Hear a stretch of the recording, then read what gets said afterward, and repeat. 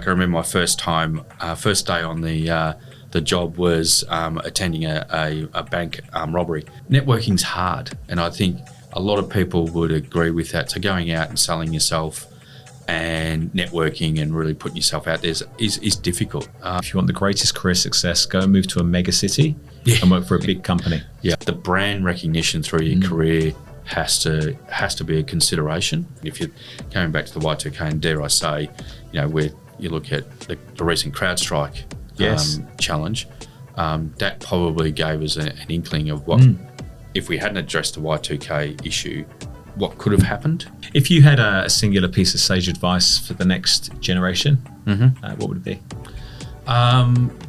Don't rush. From cracking cases as a detective in the Computer Crime Squad to being named 25th on the prestigious CIO 50 list, can you believe it?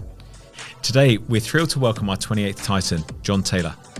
With over 20 years of experience in technology and cybersecurity, John has made his mark at top-tier organisations such as IAG, PwC, AGL, Transurban, MedHealth, Data AIT, and most recently with Lumia. John's impressive career has been highlighted by transformative build roles, building both deep expertise and high-level leadership to build models, capabilities, platforms, and delivery environments from the ground up. John is also dedicated to assembling the perfect teams, ensuring they have the right support and culture to thrive. Join us as we dive into John's journey and discover the secrets behind his extraordinary success. Okay, so John, thank you for joining me today. No worries. We know each other a little bit, but you came highly recommended from Catherine Lopez. Thank you. He speaks very highly of you. I'll have to pay her off for that compliment later on. Yeah, she takes bribes. But I'm really excited to get to know more about you today on the basis of that recommendation.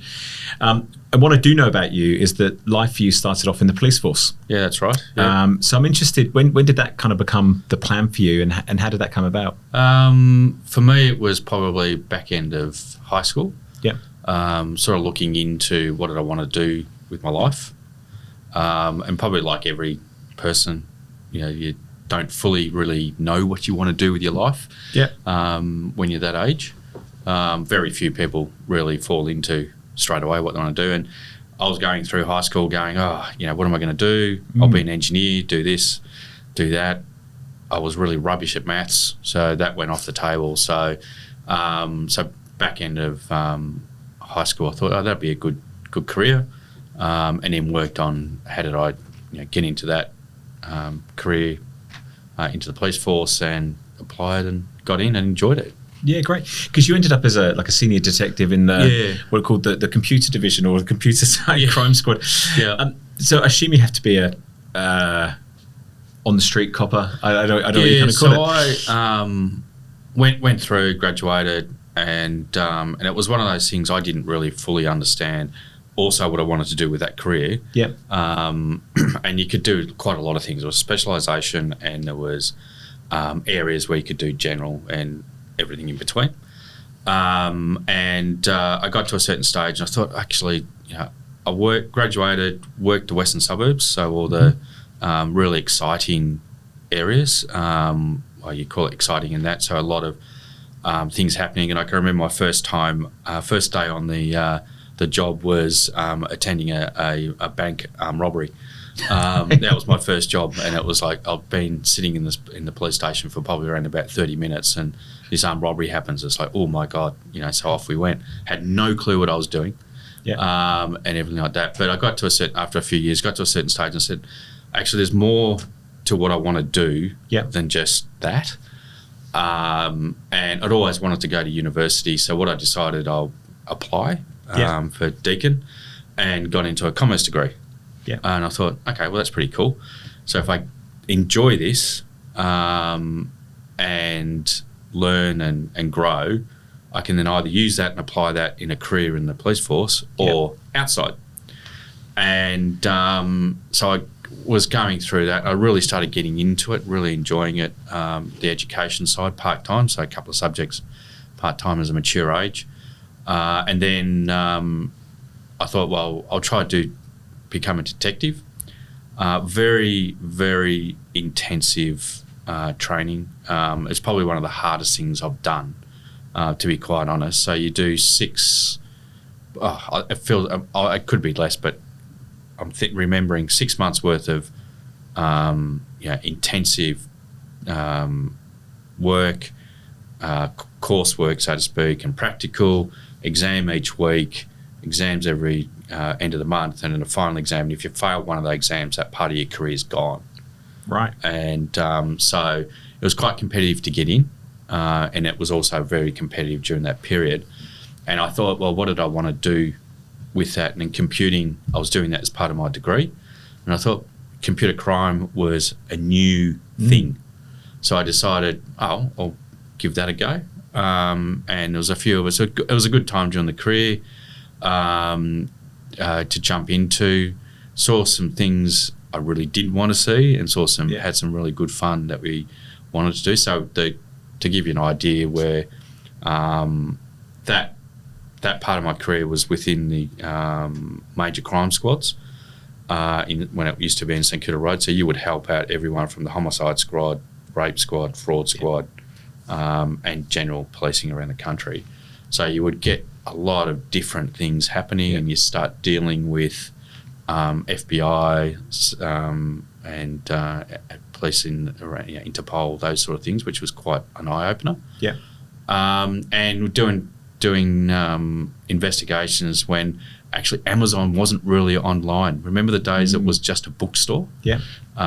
So we're doing things like that and a bunch of other things. So that gave me a really leg into what a career post-police could look like. And this thing called security, IT security, which really didn't really have a name at that stage. Yeah. It's interesting. So I was trying to kind of rack my brains because that was through like the 90s, essentially. It was, I think wrapped up 99, I think, with the police. And computer crime would have been very different then to how people think today. As in, and a few jump out, a few jobs that jump out. Like I can remember investigating because credit card numbers, fake credit card generator numbers was the thing at that stage. Yeah. And people would then buy things using fake credit card numbers. E-commerce was new. They didn't actually understand, the seller didn't understand the risks. And I remember something basic where there was a couple of young kids had done that and bought tickets for a concert.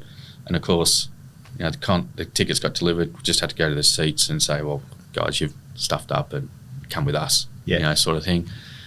Through to, quite large frauds on organisations where today you'd go, of course that's going to happen. But at that time, no one really thought of, I can remember a PA, an executive's PA just ripping off money off an organisation using computers. And no one really thought that was a possibility, where now there's a lot of checks and balances and different thinking that goes around it. So interesting times in a new startup, so we say. Okay, I guess like anything, it's probably similar to AI today. It was a new concept, and people are kind of grappling with how to use this. Yep. Unfortunately, often the people with malintent get there first. Yep. And then everyone else follows. And that's if you talk to it, I can remember having conversations in the US back in the day with people who actually were involved in starting the internet. Yeah. They didn't actually think that someone would use it for the good purposes we're using it today, and also the negative purposes. So a lot of the thought process around checks, balances, etc., not included. Yes. So, and they never thought about it. So I think over the last probably 15, 20 years, probably 20 odd years, we've all going and actually inadvertently, piecemeal and step by step, reinvented or redesigned the internet and how we use it. And AI, exactly like you're saying, is now that next iteration. And I with AI, I think it's an interesting time in the industry. It's probably one of the few times where you look at it and go, this is fundamentally different, but not different. And I mean that in the sense where it's got a lot of hype, and there's a lot of really good use you could use it for, and amazing use you can use it for. But businesses have got to really look at what are the key use cases that I can use it for. And sometimes a bit of automation, a bit of machine learning might be enough. Yeah. So it's just a really looking through how do we exploit it in a good way. Yeah. And how do we make sure that it's not used in a bad way? It's interesting the way you talk there as well about the internet. I guess when you stop and think about it, people don't often invent things because of the negative consequences. No. And in some ways, if you were thinking about the negative application of what you're developing, you'd be so cynical to that potentially it loses the good intentions in the first place. Yeah. And it's a personal thing. I have to internalize this all the time. I see myself as being someone who likes to do change and transformation type sort of pieces. But as you can tell by the grey hairs, I've seen a fair few things, obviously not everything, but you become automatically cynical. Oh, I've seen that before. Yeah. But it's not necessarily the idea that's bad or whatever. It's just how it's been applied in the past. So it's how do you get the application right and get that idea, which is probably early in the past, to be able to be applied for something new now. Well, and I think that's an interesting point. I was reading an article just last week before maybe, from the Tech Council Australia. Yeah. And they were talking about the potential for 200,000 jobs in Australia because of AI. Yep. But for the first time, talking about the non-tech jobs that potentially could be generated, but also I forget the figure now, but the billions of productivity gains for the economy, but 70% of that was through productivity efficiency, as opposed to new generation. So how do we kind of turn our attention to those things? And I think that's where we'll just get into the right hands of smart people that start to play with the stuff, develop kind of ways forward with it. It's an interesting time. It is, and I think from an economic or societal perspective, if you look at any other changes that are gone on through history, there's always a section of society that gets gets alienated or pushed to the side. And I think if we can use that automation and AI right and make sure that everyone, there's training, reskilling of the jobs that go, because they're doing manual tasks that can be automated.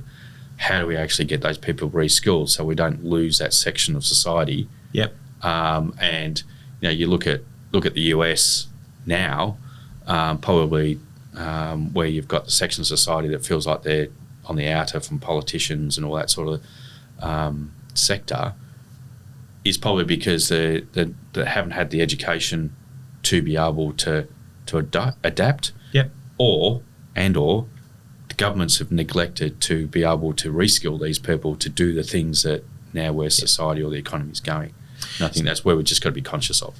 Well, absolutely. I read this article again a few weeks ago. It's talking about trying to create context around this disruption. Yep. And it was talking about how 100 years ago, give or take, in the state of Iowa, there was 1,500 what they called opera houses or theatres. Yep. And they employed thousands of actors and musicians and artisans and so forth. Well, today there's none. There's a few theatres, right, but there's not really this. So it's gone, and it's been replaced with Netflix, essentially, and other streaming platforms. Yep. But those entities didn't exist and employ the peoples in the thousands. That's right. So it's a transition of a workforce as opposed to a loss. Yeah. And if you look at it, if I reflect on my career, probably when I started my career, was like I did a short stint in a bank, went into the police force. They had jobs that had been around for 100 odd years. Yeah. The job I'm doing now wasn't. That's right. So it's like, I've gone through a couple of different jobs that, LinkedIn would probably tell you how many jobs or shifted that don't exist and now exist. And I think that reinvention that everyone has to go through, either purposely or by accident, that's what we've got to be conscious of to make sure people shift into and that reskilling and getting to understand where they fit. I think the one thing that will never go out of fashion or demand is human interaction. Yeah, that's right. And the tools may enable us to spend more time on the human interaction, but that's never going to go out of style. No, I don't think. Definitely. Not in our lifetime. No. So let's get back to the 1999. Right? That's an interesting angle to go down. But because I did look at that when you did the course there at Deakin, in the Bachelor of Commerce, Management and Management Information, and I was thinking, what were you thinking? Did you have a shelf life of your time in the force? Were you thinking at some point, I will leave the force and I will go into Civvy Street or whatever? Not until I got to the in a good stage of the degree and everything, and whether I was the best at it or not, it's don't know, but I enjoyed my time. Yeah. But I think there was the .com era, and I just got approached for a role, and I thought, look, okay, I don't want to die wondering, so I took it. It wasn't the best role. Yeah. I learnt a lot and all that sort of stuff, but it was an opportunity that I took, and I'm grateful for it. And then that just then sort of gave me the ilk and roll in. And I think for me, and it's probably with everyone through their career, when do you make that leap? Because it was, for me, that was the most scariest decision I had to make. And once I'd made it and moved on, and it may not have worked out the way I wanted it to, or it may have worked out, but it was very liberating to be able to do that. What tipped the scales in that decision? Trying to reflect on it, I think, where do I want to be when I'm this age now? And I love that. I love that 10 years I did in the police force, and I've got still relationships and friendships and all that sort of stuff then. But I don't regret the decision of leaving. And people I've spoken to who have done the same decision, either stayed or left, they don't regret it either. And I think I'm a great believer in life is, as long as you can't have regrets, otherwise you go nuts. But don't regret the decisions you made. And if you can look back on those decisions and go, well, I don't regret it, that was great, then it's a great decision. And I'll be the first to put my hand up. I've never made 100% the right decision every time, but I don't regret it. There's I'm sure it's Daniel Pink book, Stephen Pink, Daniel Pink, I don't know, one of those authors, called The Power of Regret, something like that, which I read fairly recently. And I think the research shows you tend to regret the things you didn't do more than the things you did do. Correct. Yeah, I agree with that. The kind of data and evidence kind of points you towards. Yep. Did you face any prejudice leaving the police and coming into industry? Yeah, I think yes. I think the main prejudice was you've worked in a government organisation and you're quite regimented and you've got no industry experience.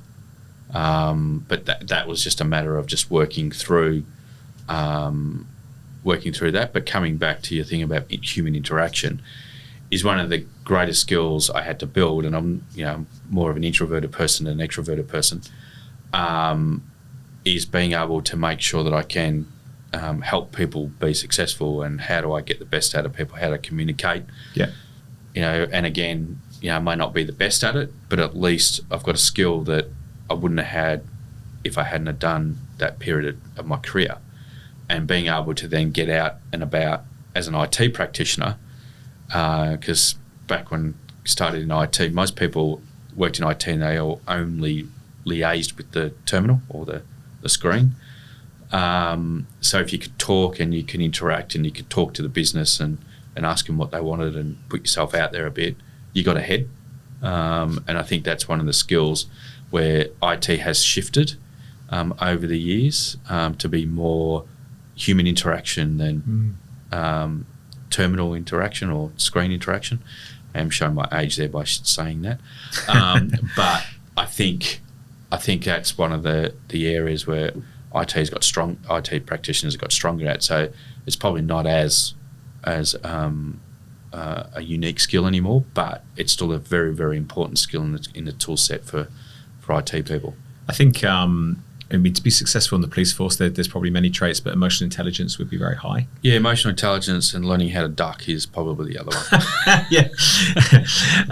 But I think certainly, any interaction you have, be it with the police or in the medical or any of the services, I think the difference is the way that person makes you feel, and the way that they communicate with you, and you feel heard. Understood. Sometimes often you may have a grievance and you just need to be able to share that with someone without there being consequences. And I think, so if you think about the power of what you developed in that 10-year period and were able to bring into industry, where most tech people probably learn how to code. Yeah, that's true. And I think it's like any time, any role I've had, always try to reflect on as much as I can whilst I was in that role.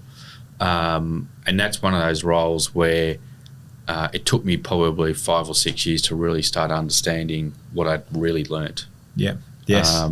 From that, and where other roles you'd go, oh yeah, a few months, over about a 3 or 6 month period, you go, oh yeah, here's the things I learned, here's the things I could have done better, and here's what I need to now put in my toolkit for the next role.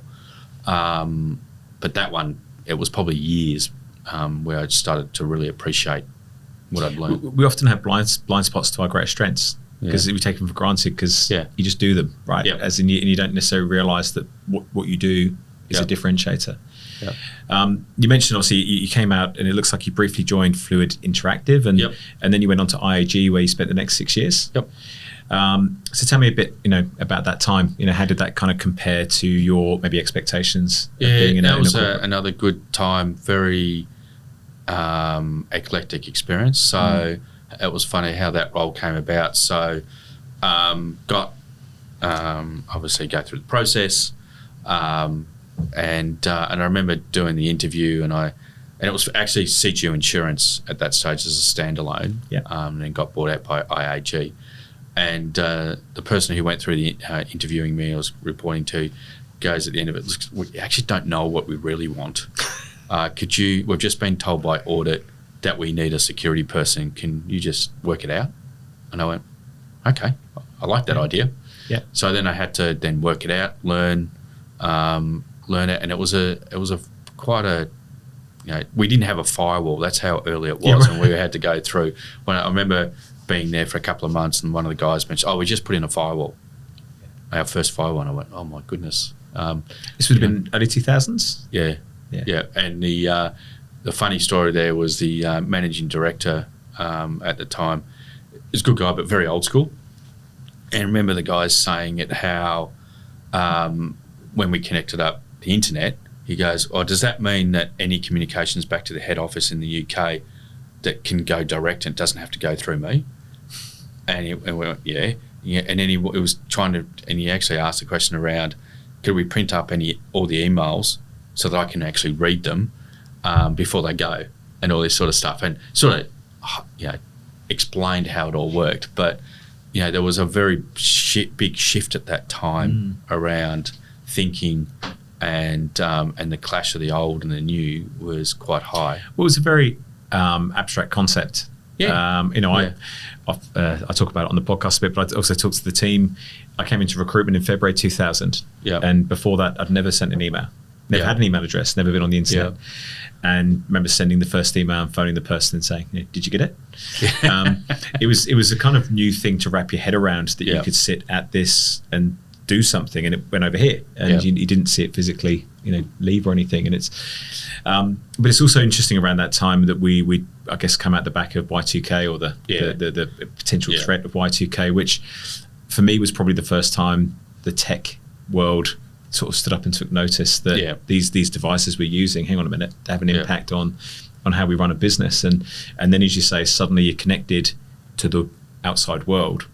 So that invites risk in both directions. And again, it comes back to what I was saying earlier, people don't really, or didn't really fully understand what could happen to their business or not.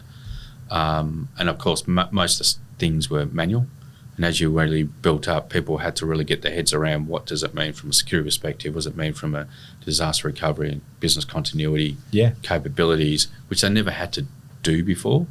And then you shift to now, and boards are a lot more educated, executives are a lot more educated, and that it's now a lot more maturity around, from a technology perspective, what does an outage mean? And if you're coming back to the Y2K, and dare I say, where you look at the recent CrowdStrike challenge, that probably gave us an inkling of what, if we hadn't addressed the Y2K issue, what could have happened. So it's funny you say that, because it's exactly what I thought at the time. I thought this is what was kind of predicted from Y2K and never materialized, because a lot of people spent a lot of time worried about it.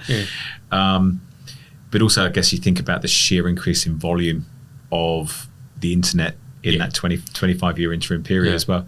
And at that time, I can remember having discussions with the CIO and the CFO around getting online and selling insurance online, and it was a broker business, and that was like a real foreign concept. Yeah, and we evolved over time, and then now you see where it is today. You wouldn't think about not buying insurance online.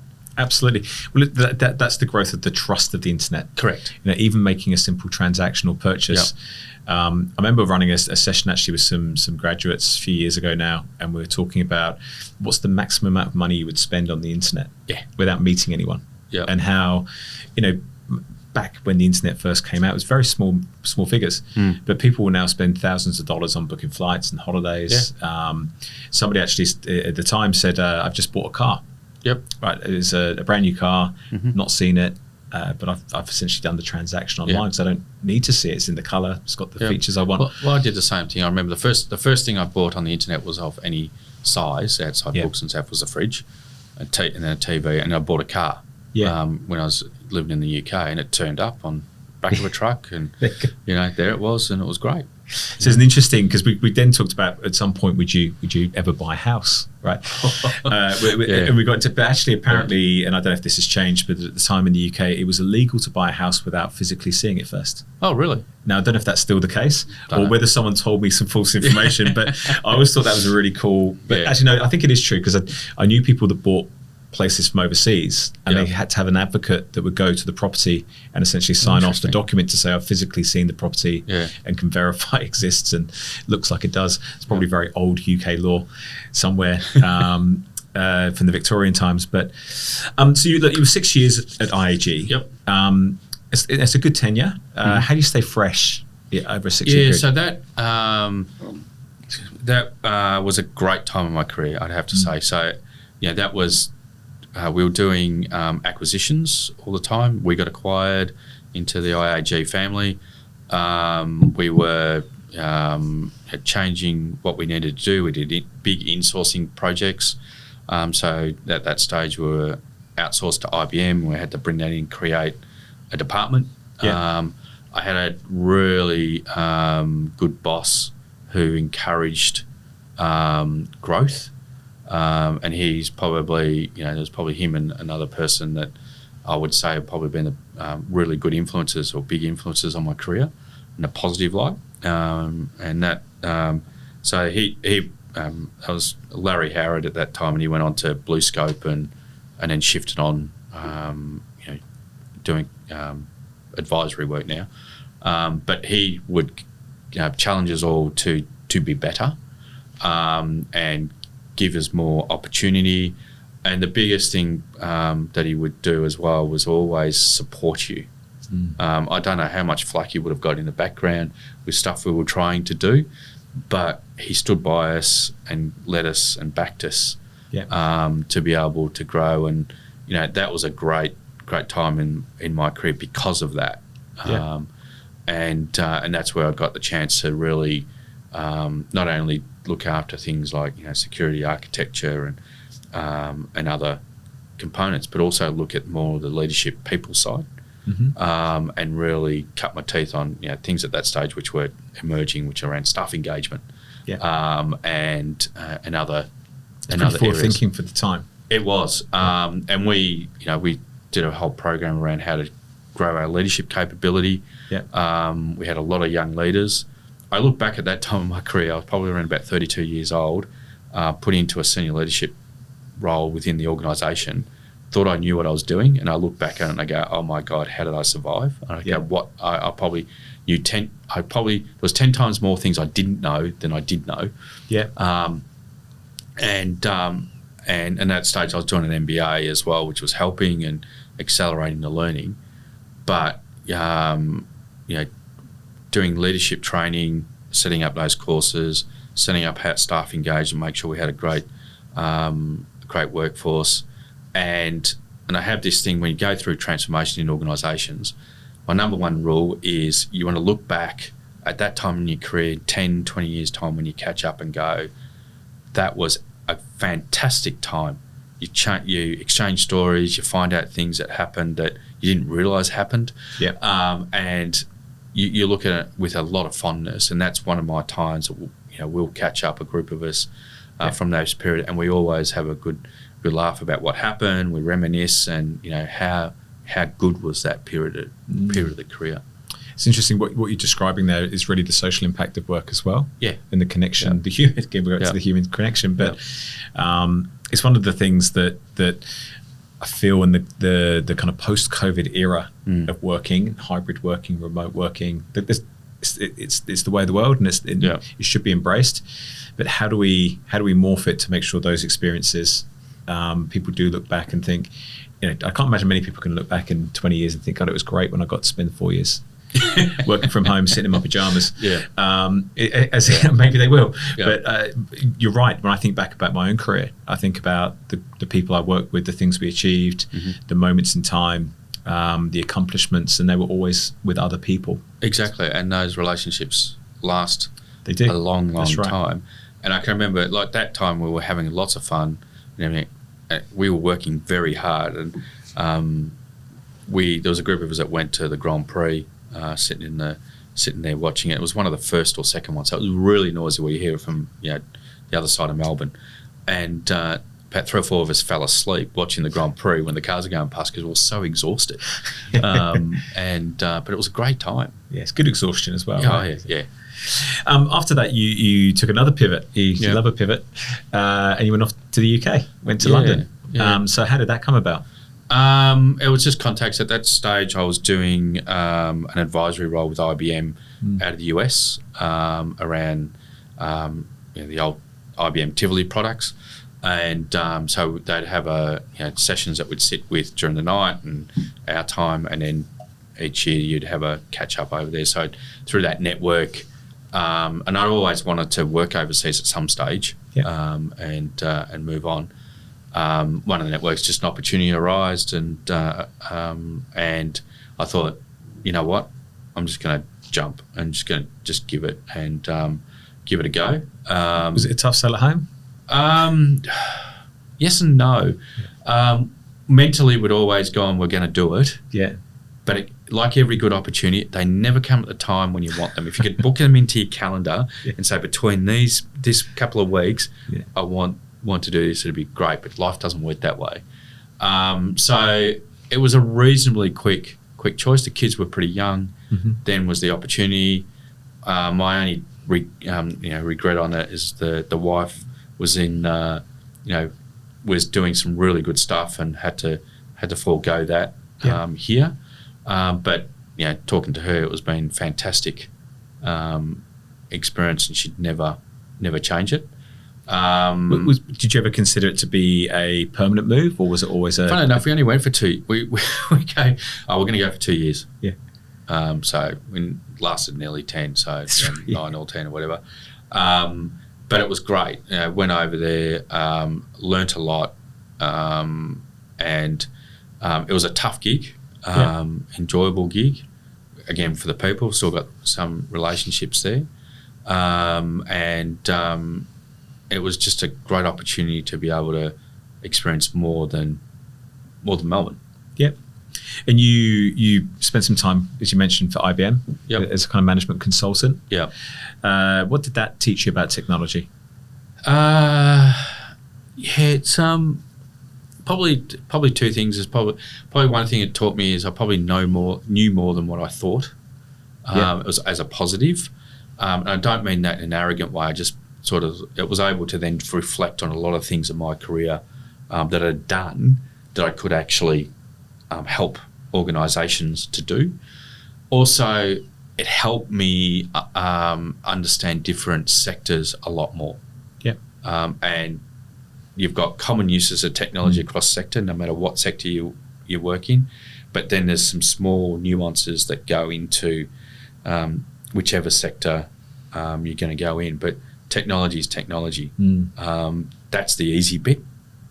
It's the human interaction. It's the human use, and it's the application within an organisation or business change is the hard part.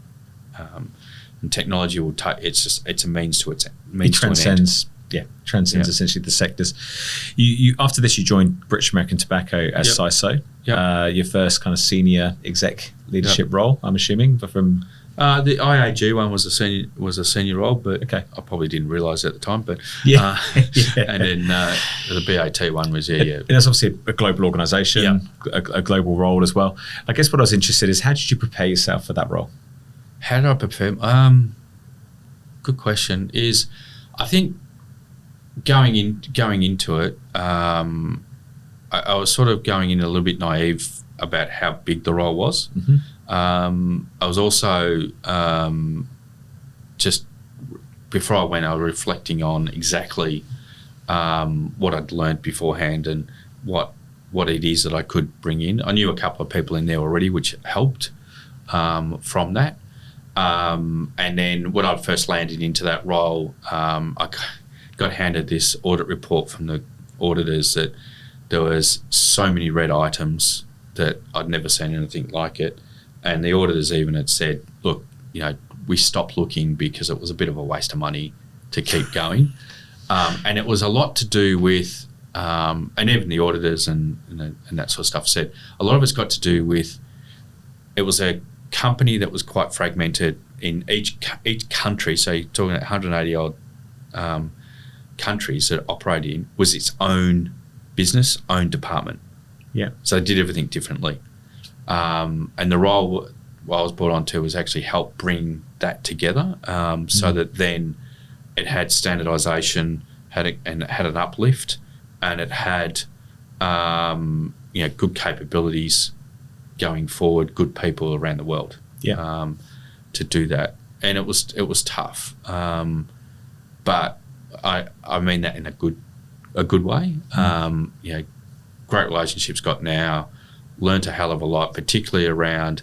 I had my leadership team was divisional CISOs, so I had the Americas, Western Europe, Eastern Europe, I had Middle East and Africa, and Asia in there as well. So then you have different time zones, you have different ways that they'd look at it. The business would look at things differently. So you had to, how you sold something within the business to get it done had to be done differently. How you got the IT people to operate had to be done differently. Yeah. And it just really got me to learn adaptability whilst actually trying to work towards the end goal. Yeah. Really got me going in that space. Was security at that point getting the same kind of attention and investment that it is today? Was it still more of an emerging field? I was working into that was more emerging, but it really got supported by the organisation. So just before I landed, we had a major exposure in the Kazakhstan business, which then really opened the eyes to what the possible was, and then just had to really work through from that. And then, but the business was really aware of what could happen, but not really appreciative of how to fix the problem. Because I feel probably, I'm trying to think now timing-wise, but probably big data was the hot topic around then. Yeah, that is very true. But I did see some analysis from Gartner at the time, and they said for the column inches dedicated to big data versus cyber, it was the inverse in terms of investment. Yeah. Because security was a real thing. Yeah. They say once a company has a breach of some description, funnily enough, the board want to throw a few pounds, as it would have been over there, at the problem. And it was interesting because when the role first came up, do I really want to go to manufacturing? I never want to work outside something that's attached to the finance sector because that's where it's all at. And I reflect on it, it was the most dynamic, innovative period of my career because you didn't have a super lot of money, and you had to really work out creatively how do I get things done. Which in the finance sector. You can throw a bit more money at it because you're going to generate cash later on. Yeah. I'm not sure how to broach this question. I did some recruitment for British American Tobacco probably around that time actually. And they were always quite a difficult company to recruit for because of the nature of what the business did. Yep. And I was just interested, how did that impact your ability to be able to bring people into the team? Actually, the pipeline was good. We had a few people saying it doesn't fit with my ethics and those sort of things. I am denied before joining the organisation, and the advice I got was it's a legal thing. Yeah. We know it's the health impacts are well documented. Yeah. People choose to take up the product. Well, that's their choice, but still, until it's an illegal product, there's still opportunities. And I think, we talked about disruption earlier. That's the market's going through huge disruption now with vapes and other impacts. I think I saw Philip Morris saying that at some point they will stop producing actual physical cigarettes. Yeah, that when I was in there, it was talked about that the business is going to have to significantly change. Yeah. And looking into different business models and where to shift to. It's a difficult one for the tobacco industry, and they'll have to work it out. But it's also interesting, you talked about as you go through life, you see moments and you kind of think, I've lived through this before. Yeah. And I kind of often look to the future, think about the future and think, wonder what like these big tech firms that we can see the mental health impacts that are being created by Facebook and Instagram and so forth. Are they kind of heading to a big tobacco moment at some point where it's gonna kind of create the same stigma? Yeah. I think from a big, it's like anything that gets to a certain size, organisational wise, the rest of the world wants to shoot them down. So that's right. That's a part of it. But I think it's been that way for years. Is countries are run by governments. Yeah. But the only things that run across countries is big corporates. Yeah. And so getting the right controls and getting the right operating within each country that's consistent is important. The other thing is, I'm a great believer that every large organisation has a duty to be able to have some form of social accountability and do the right thing, and that helps with their sustainability going forward. So I think from a big tech perspective, are they evil? I'm not in that camp. Could they do things better like every organisation, human being? Yes.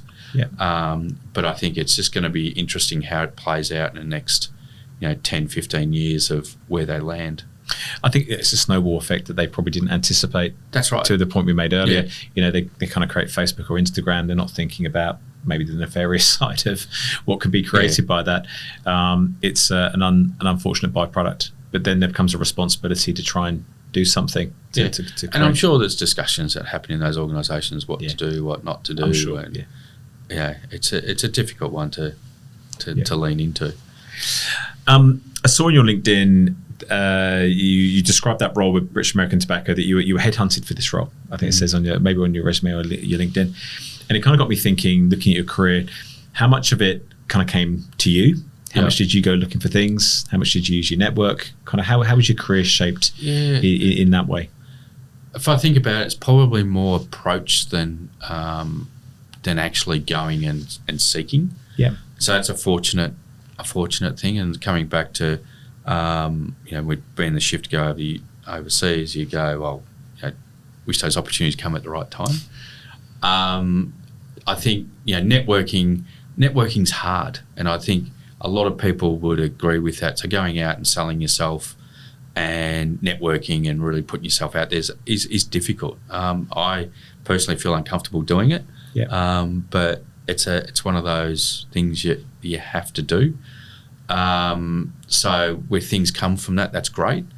The approaches normally have come from as a result of an interaction that I've had, or and that's either outside work or with inside the role that I've had at a particular time. So I think I've been fortunate that things have more come to me, but I don't think that's through not hard work to try and get those things and put yourself out there.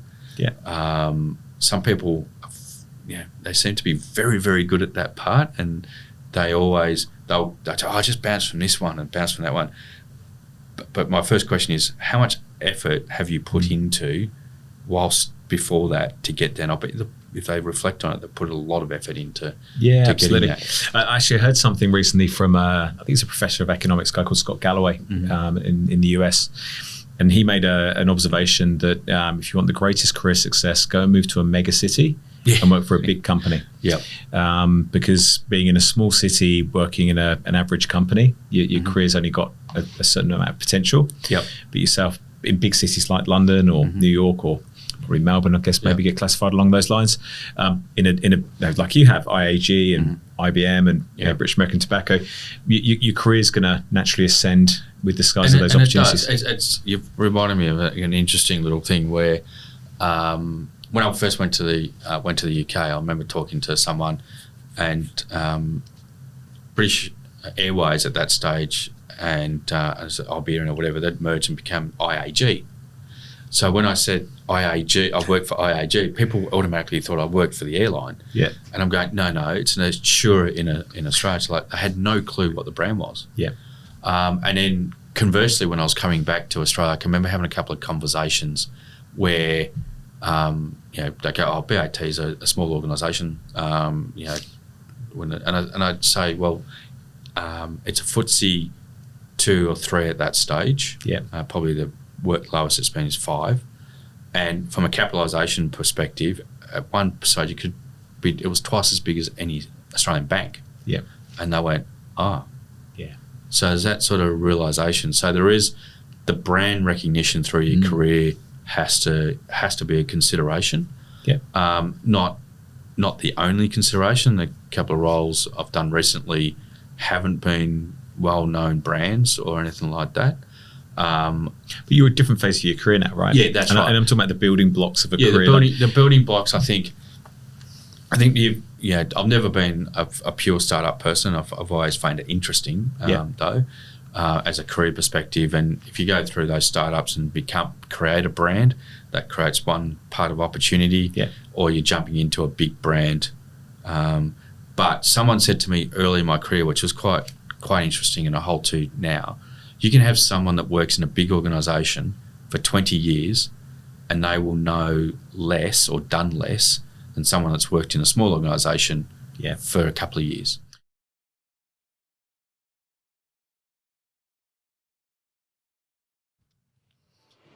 Thank you for listening to Tales from Tech Titans, and be sure to follow us wherever you get your podcast.